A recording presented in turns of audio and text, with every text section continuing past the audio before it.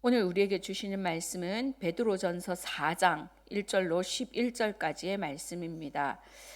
한 절씩 교독하시겠습니다.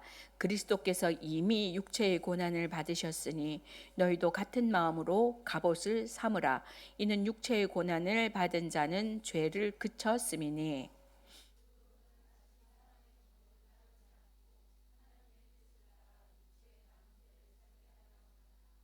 너희가 음란과 정욕과 술 취함과 방탕과 향락과 무법한 우상 숭배를 하여 이방인의 뜻을 따라 행한 것은 지나간 때로 족하도다.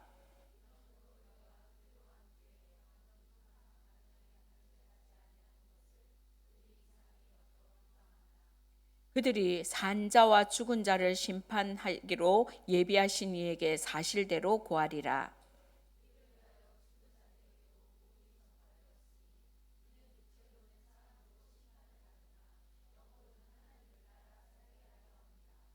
만물의 마지막이 가까웠으니 그러므로 너희는 정신을 차리고 근신하여 기도하라.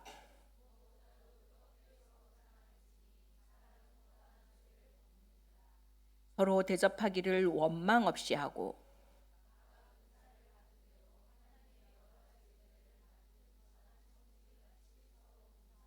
함께 봉독합니다.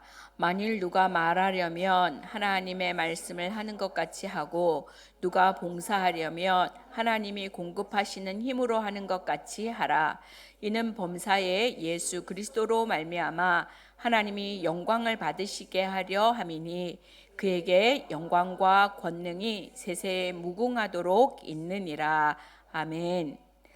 예, 우리는 이제 베드로전서 4장을 통해서 고난의 의의와 또 그리고 고난이 오면 어떻게 살아가야 할까를 고민하고 있습니다. 자, 먼저는 죄에 대한 태도와 불신에 대한 태도. 그래서 죄를 어떻게 내가 대해야 하는가, 또 불신자들에 대해서 내가 어떻게 대해야 하는가, 또 이 고난 가운데서 하나님께 대해서는 나는 어떻게 해야 하는가에 대해서 지지난주에 생각을 해보았습니다.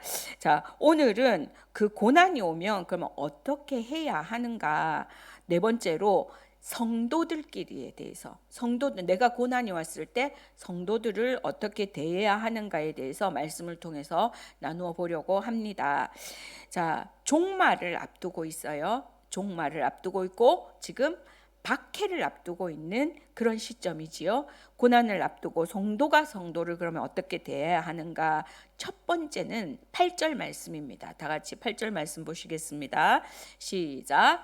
무엇보다도 뜨겁게 서로 사랑할지니 사랑은 허다한 죄를 덮느니라. 자, 고난이 오면 우선 사랑이 식기 시작합니다. 주님께서 말씀하신 말세의 징조 중 하나가 바로 사랑이 없다라는 것입니다. 초대교회 성도들이 정말 말할 수 없는 핍박 가운데서 그들의 목숨이 기꺼이 버려지는 그런 순교의 현장에서 그들의 신앙을 위대하게 만들 수 있었던 것은 바로 그들에게 사랑이 있었기 때문입니다. 그들은 고난의 시간 속에서 서로 사랑을 나누었습니다. 그들에게 사랑이 있을 때 고난을 담대히 극복해 나갈 수 있었습니다. 그래서 무엇보다도 뜨겁게 서로 사랑할지니라고 말씀하시는 겁니다. 자, 여기에서 뜨겁게라는 말이 운동 선수들이 그 목표점을 향해서 전력 질주하는 그 장면을 묘사할 때 쓰이는 단어라고 합니다. 자, 다시 말하자면 최선을 다해서 사랑하라는 것이지요. 적당히 하면, 운동을 적당히 하면 뜨겁지 않아요. 적당히 하면 아프지 않아요. 그죠? 저 같은 사람의 특징은 아프기 전에 그만두는 거예요. 운동을. 적당히 하고 힘들면 안 돼, 땀나면 안 돼 까지만 운동을 하니까 백날 운동해도 요 모양 요 꼴이 되는 거고, 우리 담임 목사님처럼 운동을 죽기 직전까지 이렇게 제가 사실 하는 거를 뵌 적은 없어요. 뵌 적은 없는데 지난번에 친구 목사님이 오셔가지고 같이 어디를 갔다 왔다고 하면서 사진을 이렇게 카페에서 잠깐 하면서 몇 카트를 보여주셨는데요. 몇 카트를 보여주셨는데 수영장에서 이렇게 계신 사진이 있었어요. 그런데 아이고 참말로 진짜로 근육이 대단하시더라고요. 까불만돼요. 그래서 그렇게 하시면 저렇게 되는 거지. 이렇게 열심히 정말 죽을 때까지 뜨겁게 운동을 하면 변하는 거죠. 근데 자, 이렇게 사랑도 뜨겁게 그렇게 하라는 거예요. 목표 전력 질주하라는 거예요. 최선을 다하라는 거지요. 그리고 사랑함으로 서로의 허물을 덮어주라 말씀하고 있습니다. 사랑은 허다한 죄를 덮느니라. 고난이 다가왔어요. 고난이. 근데 우리가 서로 고발하기 시작하면 서로 비판하기 시작하면 공동체가 유지될 수 없습니다. 진정한 사랑은 허물을 덮는다 말씀하고 있습니다. 잠언 10장 12절 말씀에 미움은 다툼을 일으켜도 사랑은 모든 허물을 가리느니라 말씀하십니다. 자, 덮는다 하면 생각나는 사건이 있습니다. 제가 설교를 했던 적이 있는데요. 노아와 그의 아들들, 그죠? 노아가 술에 취해서 벌거벗고 잠들었을 때 두 아들은 아버지의 벗은 모습을 보지 않고 아버지를 뒤로 들어가서 겉옷으로 덮어드렸어요. 그런데 함은 어떻게 했죠? 드러냈어요. 떠벌렸어요. 그래서 저주를 받잖아요. 남의 허물을 덮는다고 하는 것은 쉽지 않습니다. 잘못을 무조건 덮으라고 드리는 게 아니에요. 우리가 허물을 덮는 것이 아름다운 것이기 때문에 교회 안에서도 이 고난이 있을 때에 그것이 허물이 되어져서 떠벌릴 수가 있어요. 이랬대 저랬대 어떻게 그럴 수가 있대, 뭐 믿는 사람이 또 어째 그렇게 했대 저렇게 했대 덕이 된대 안 된대, 쓸데없는 말을 달아서 그것이 하나님이 보실 때에 그래 잘하고 있다, 정말 잘하고 있다, 그래 정의롭게 잘하고 있다 라고 하실 건지. 정의의 하나님이 맞습니다. 그리스도인들은요 정의를 실천해야 합니다. 우리 바르게 살아가야 합니다. 하나님은 공의의 하나님이십니다. 그러나 우리는 심판자가 아니라는 것을 기억하셔야 됩니다. 허물은 덮어줘야 됩니다. 덮어야 덕이 되어지는 것입니다. 덮어야 공동체가 사는 것입니다. 남의 허물은 덮고요. 내 허물은 어떻게 해야 돼요? 내 허물은 드러내야 돼요. 내 허물은 드러내서 파내야 돼요. 도려내야 돼요. 도려내고 싸매야 돼. 내 허물은 어떻게 하든지 감추고 싶어서 아닌 척, 거룩한 척, 이쁜 척, 착한 척 그렇게 하지 말고 나는 나의 그 더러움을 직면해서 하나님 앞에서 직면해서 그것들을 파내고 도려내고 말씀으로 치유하고 싸매고, 남의 허물은 모르겠다 하나님이 하신다, 하나님이 하실 거다. 거기에 공동체가 바로 서는 것입니다. 사단은요 공중의 권세 잡은 자입니다. 사단은 하나님의 모든 것을 흉내낼 수 있습니다. 병도 고치고요 능력도 나타냅니다. 구슬해가지고 신을 달래기도 합니다. 제가 왜 달래기도 한다고 표현하는 줄 아세요? 쫓아내는 것 같아요. 그러나 그게 쫓아내는 게 아니고 쫓아내고 나면 저 귀신이 들어오는 거잖아요. 그래서 더 큰 귀신이 들어와서 다음엔 더 큰 구슬해야 되잖아요. 절대로 비워지지 않아요. 살살 달래서. 그러나 사탄이 결코 할 수 없는 것이 있습니다. 바로 사랑입니다. 사랑은 오직 하나님께 속한 고유의 창조적 행위입니다. 하나님은 사랑이십니다. 요한 1서 4장 7절 말씀 같이 읽겠습니다. 시작. 사랑하는 자들아 우리가 서로 사랑하자. 사랑은 하나님께 속한 것이니 사랑하는 자마다 하나님께로부터 나서 하나님을 알고, 고난의 회오리가 불어올 때 그것을 바라보면서 올 것을 바라보면서 베드로가 당부하는 말씀의 첫 번째가 서로 사랑하라. 그냥 대충 적당히 아유 그런 척이 아니고 뭐요? 뜨겁게 사랑하라. 적당히 안 죽을 만큼 운동하는 게 아니라 죽을 만큼 최선을 다해서 그렇게 뜨겁게 사랑하라 말씀하고 있습니다. 두 번째는요. 성도들이 고난이 올 때 성도들끼리 서로 대접하라고 말씀하고 있습니다. 9절입니다. 서로 대접하기를 원망 없이 하고. 초대교회 당시 고난을 받아서 이리 쫓기고 저리 쫓기는 사람들이 얼마나 많았겠습니까? 당시 그리스도인들은 자기의 신분이 탄로날까 봐 이리저리 도망다니면서 살았습니다. 이런 도망자를 숨겨주고 대접하는 일은 쉬운 일이 아니잖아요. 나뿐 아니야. 내가 만약에 대접하다가 그를 숨겨주다가 들키면 어때요? 나만 고난 당하는 게 아니고 멸문이 되는 거예요. 멸문, 완전 멸망, 가족이 다 망하는 거예요. 가족이 다 죽는 거예요. 이런 배경을 앞에 두고 말씀을 들으셔야 됩니다. 베드로는 다가오는 그 고난의 시간 앞에서 여러분 서로 대접하세요. 대접하세요. 고난의 시간 속에서 우리는 더욱 사랑해야 됩니다. 그리고 서로 더욱 대접할 필요가 있습니다. 여기서 대접이란 말은요, 낯선 손님에게 친절하게 한다 이런 뜻이에요. 그러면 왜 대접해야 하는가?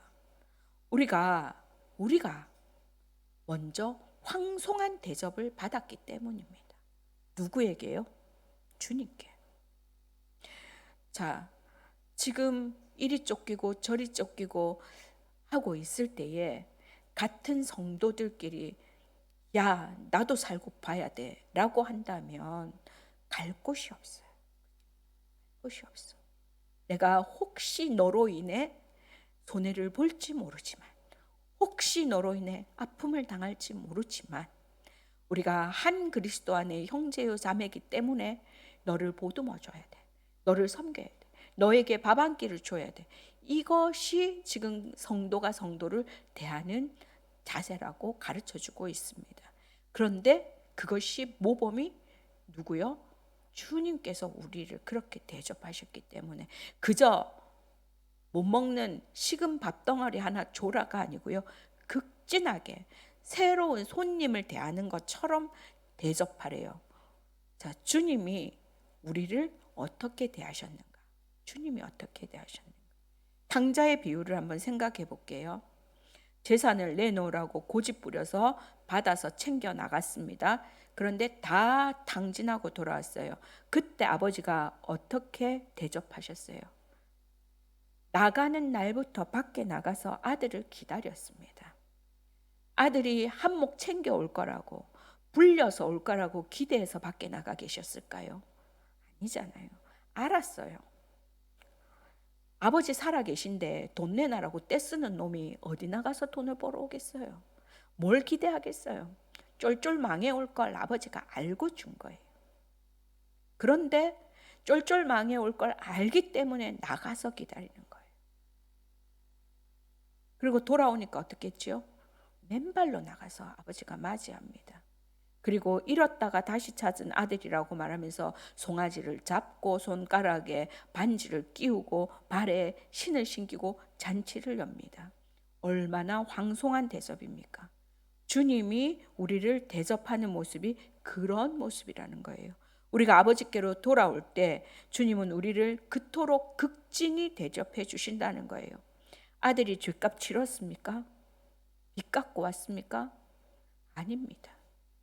잃어버렸던 거 들고 왔습니까? 아닙니다. 거짓골로 돌아왔습니다. 내 죗값을 다 치른 게 아니에요. 거저 해방시켜 주신 거죠. 거저 해방시켜 주시고 거저 자녀 다시 회복, 그 자녀의 형상을 회복시켜 주시고 영생을 주시고 평안을 주시고 기쁨을 주신 것이 하나님이 우리를 대접하시는 방식입니다. 히브리서 13장 2절 말씀 같이 한번 읽어볼게요. 시작. 손님 대접하기를 잊지 말라. 이로써 부지 중에 천사들을 대접한 이들이 있었느니라. 아브라함은 손님 대접하기를 잘하다가 천사를 대접했습니다. 아니, 손님 대접을 하다 보면 주님을 대접할 수도 있습니다. 우리는 속을 다 알지 못해요. 겉만 봐요. 그 겉으로 우리가 판단하고 겉으로 우리가 그 기준을 삼아서 대접하다 보면 정작 해야 할 것들을 놓칠 때가 있습니다. 이것도 저것도 아니고요. 하나님이 주시는 마음으로, 긍휼의 마음으로 우리가 서로를 대접해야 합니다. 대접하라 했지? 이렇게 하면서 대접하라 했지를 나에게 적용해야 되는데, 나는 받으려고 하면 받아 대접하라 했는데 왜 나를 대접 안 하노? 이렇게 되면 또 이 말세가 온다. 말세가 서로 그 사랑을 못하게 되는 거예요. 대접하라 했으면 대접하면 됩니다. 자, 세 번째는요, 봉사하라는 거예요. 성도들에 대해서 서로 봉사하라. 10절 말씀 같이 읽어보겠습니다. 시작. 각각 은사를 받은 대로 하나님의 여러 가지 은혜를 맡은 선한 청지기 같이 서로 봉사하라. 봉사하라는 말은요, 다른 말로 바꾸면 서로 섬기라는 거예요. 서로 섬기라는. 그러면 봉사는 어떻게 해야 하는가? 첫 번째는 각각 은혜를 받은 대로 봉사해야 됩니다. 각각 은혜를 받은 대로. 우리는 모두 섬기도록 부르심을 받았습니다. 섬기도록. 우리의 머리 되신 주님도 이 땅에 섬기러 오셨습니다. 마태복음 20장 28절에 인자가 온 것은 섬김을 받으려 함이 아니라 도리어 섬기려 하고 자기 목숨을 많은 사람의 대속물로 주려 함이니라. 십자가는 섬김의 극치입니다. 우리가 각각 받은 은사를 따라서 그것으로 다른 성도들을 섬겨야 합니다. 우리 문화교실 가운데에 캘리그라피를 했잖아요. 초보거든요. 우리 기초반이 10명이 넘어요. 기초반에 아주 지금 중국반 따라잡으려고 열심히 하고 있습니다. 중국반은 우리 한윤희 권사님하고 김혜란 집사님 두 분밖에 없는데요. 그 했던 분들 다 어디로 가셨는지 잘 하세요. 우리 초급반이 따라가거든요. 근데 하다 보니까 너무 재밌는 거예요. 아주 가로늦게 아주 새로운 취미를, 아주 좋은 취미를 얻은 것 같아요. 그래가지고 막 이것도 쓰고 저것도 쓰고 막 자기들이 자기 글도 막 이렇게 써서 올리고 이렇게 하는데, 하다 보니까 또 이게 새로운, 또 이 좀 새로운 걸 하고 싶은 거지. 남들이 다 자기 이렇게 뭐 그 남의 거를 쓰는 거잖아요. 성경 말씀도 쓰고, 그건 가장 좋은 거지만 성경 말씀도 쓰고 뭐 시구절도 쓰고 노래 구절도 쓰고 막 이러는데 갑자기 내 거를 하고 싶은 거지. 내 거. 그래가지고 이제 시를 써봤어요. 내 시를. 그래가지고 그 소녀 때의 그 감성을 살려가지고 이제 시를 썼다. 그러면서 이제 그래가지고 다시 올렸더니 어떤 분이 저한테 그러는 거예요. 오셔가지고 목사님, 어떻게 하나님은 목사님한테 몰빵을 해줬을까요? 하면서 자기는 은사가 아무것도 없대요. 그래서 이 은사 얘기가 나오면 항상 그런 말 하는 분이 계시는 거예요. 제가 지금 제 얘기를 하는 게 아니고 저는 아무 은사가 없다고 말한 그분을 이야기하는 거예요. 항상 보면 저는 은사가 없어요 라는 분들이 계셔요. 그런데 은사가 없는 사람은 있다 없다? 없다. 누가 말씀하셨어요? 큰 소리로. 그렇지. 자기 또 피하. 그러면 또 뒤에서 그런데 지금 건반도 하고 뭐도 하고 뭐 수영도 하고 이렇게 하니까 은사가 많으니까 저게 지금 큰 소리로 말하지 나는 아무것도 할 수 없다라고 지금 속으로 생각하시는 분들이 계실 것 같아요. 그런데요, 그분이 저한테 몰빵 해줬다고 하는데요, 저를 몰라서 하는 소리예요. 제가 얼마나 허당인 줄 아세요? 할 줄 아는 게 눈에 보이는, 여러분들의 눈에 보이는 요거밖에 없고요. 진짜 나머지는 우리 어머니가 저한테 한 말씀이 있어요. 니는 그 입 말고는 도대체가 뭘 해서 먹고 살겠노? 그렇게 하셨어요. 이걸로 하는 거는 대충 다 잘해요. 노래도 하고 말도 하고 그래 시도 씻고 뭐 할 수 있어요. 그런데요, 뭐 기계, 제가요 결혼하고 거의 뭐 몇 년 동안 세탁기, 좋은 세탁기 사다 놓고 세탁기는 구경거리고 손으로 빨래했어요. 왜냐하면 세탁기가 폭발할까 봐. 기계를 만지면 왜 그런 생각이 드는지 모르는데 내가 기계를 만지면 이 기계가 폭발할 것 같아요. 그래서 컴퓨터도 이 정말 어쩔 수 없이 그때 주보도 해야 되고 하니까 정말 정말 떨떨떨떨 떨리는 마음으로 우리 아들이 컴퓨터를 켜려고 하잖아요. 아빠가 없을 때 컴퓨터를 켜려고 하면 제가 맨날 하는 말이 폭발해. 폭발하니까 아빠가 오면 켜. 이렇게 했어요. 다 주시지 않아요. 그리고 저한테 저는 아무것도 없어요 하는 그분은요, 남을 얼마나 잘 섬기는지, 남의 허물은 그분은 잘 보시지 않고요, 늘 붙돋아주고 칭찬하고 잘 섬기고 얼마나 부지런하고, 그걸 본인은 모르고 당연하다고 생각하는 거예요. 저는 그분처럼 몸으로 그렇게 잘 못해요. 하고 나면 그 다음날 못 일어날 수가 있기 때문에 제 반경 위의 거 잘 하지 않아요. 무리하는 일을 잘 하지 않아요. 앉아서 하는 일 잘해요. 그만 가만히 앉아 있으라면 하루 종일도 앉아 있어요. 근데 서서 이거 들고 이렇게 해라 이렇게 하면 못해요. 다 달라요. 없지 않아요. 없다고 생각하시는 분은 옆 사람한테 좀 물어보세요. 나는 은사가 아무것도 없는 것 같은데 나한테 무슨 은사가 있어? 다른 사람은 보여요. 다른 사람은 있어요. 고린도전서 12장 28절 같이 읽을게요. 시작. 하나님이 교회 중에 몇을 세우셨으니 첫째는 사도요, 둘째는 선지자요, 셋째는 교사요, 그 다음은 능력을 행하는 자요, 그 다음은 병 고치는 은사와 서로 돕는 것과 다스리는 것과 각종 방언을 말하는 것이라. 서로 돕는 것도 은사예요. 우리가 여기서 막 방언하고 능력 행하고 막 이것만 자꾸 눈에 보여가지고 나는 없다 하지만 서로 돕는 것도 은사라고요. 우리가 받은 은사는 각각 다릅니다. 자기가 받은 고유한 은사를 가지고 서로를 섬겨야 합니다. 그래서 각각 은사를 받은 대로 서로 봉사하라고 말씀하십니다. 바울은 우리 몸과 은사를 우리 몸과 지체로 비유하고 있습니다. 지체 중에 필요 없는 부분은 하나도 없습니다. 지체 하나하나는 정말로 소중합니다. 지체 중에 발가락은 정말로 안타깝습니다. 1년 365일 음침한 골짜기를 거닙니다. 그래도 그 발가락이 없으면 안 되잖아요.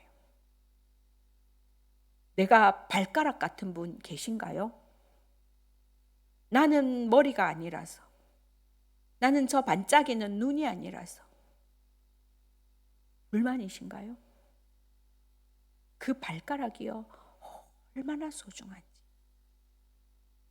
둘째로 청지기 정신을 가지고 봉사해야 합니다. 청지기는 내 재산이에요? 아니에요. 내 거 없어요. 내 거 아니에요. 주인 거 맡아서 관리하는 사람이에요. 그래서 누구를 기쁘시게 해야 해요? 주인을 기쁘시게 해야 돼요. 내 뜻대로가 아니에요. 내 맘대로가 아니에요. 주인이 기뻐하시는 일을 해야 돼요. 주인을 항상 의식하고 있어야 돼요. 주인을 의식하지 않는 순간 뭐가 돼요? 교만해요. 마치 내 것인 장 착각해요. 우리도 우리가 가진 은사를 가지고 섬길 때에 하나님의 방법대로 하나님이 기뻐하시는 일에 우리의 은사를 사용해야 합니다. 세 번째로 하나님의 영광을 위해서 우리가 봉사해야 합니다. 11절 말씀 같이 한번 읽어볼게요. 시작. 만일 누가 말하려면 하나님의 말씀을 하는 것 같이 하고 누가 봉사하려면 하나님이 공급하시는 힘으로 하는 것 같이 하라. 우리가 서로 봉사하는 목적이 뭔가? 봉사하는 목적이 뭔가? 하나님의 영광을 위해서 하는 겁니다. 이 사실을 본문은 누가 말하려면 하나님의 말씀하시는 것 같이 하라고 말씀하십니다. 계속되는 말씀입니다. 누가 봉사하려면 하나님이 공급하시는 힘으로 하는 것 같이 하라. 봉사는 돈이 있어서 하는 게 아닙니다. 돈도 남고 시간 남는 사람들이 할 짓 없어서 자기를 드러내려고 하는 게 봉사가 아닙니다. 우리가 봉사하라고 하면요, 시간이 없었어요. 아니, 여건이 안 돼서요. 아니, 이게 바빠서요. 저게 바빠서요.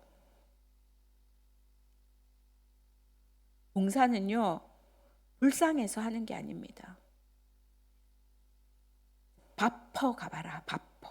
아이들에게 그 밥퍼를 권장하실 때에 정말로 우리가 그들에게 다가갈 때 하나님이 주시는 힘으로 누군가를 살리는 것이 하나님이 얼마나 기뻐하시는가로 다가가지 않고, 가서 봐봐라, 세상에 불쌍한 사람이 얼마나 많은지, 네가 열심히 공부 안 하면 적골된다, 이렇게 하면서 간다면 그 봉사가 의미가 있을까? 가서 뻗쳐 있고 가서 내가 주는 거 고맙지? 라고 밥을 푸고 앉아 있다면 그것이 제대로 된 봉사일까? 그들이 우리의 그 섬김을 받고 기뻐할까? 그건 섬김도 아니지요. 섬김도 아니에요. 그런 마음으로 가는 거는 자랑질밖에 되지 않아요. 불쌍해서 하는 게 아니에요. 이거 제가 드리는 겁니다. 이거 제가 드리는 겁니다.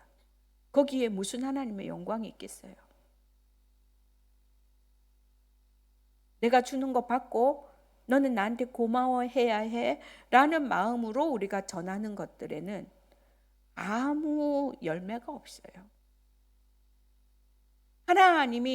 하나님이 오늘도 나를 살리시고, 하나님이 오늘도 나를 먹이시고, 하나님이 나에게 주신 이 모든 것이 감사하고,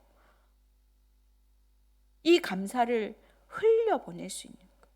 그냥 흘려보내는 거예요. 밑빠진 독에 물 붓는 거예요.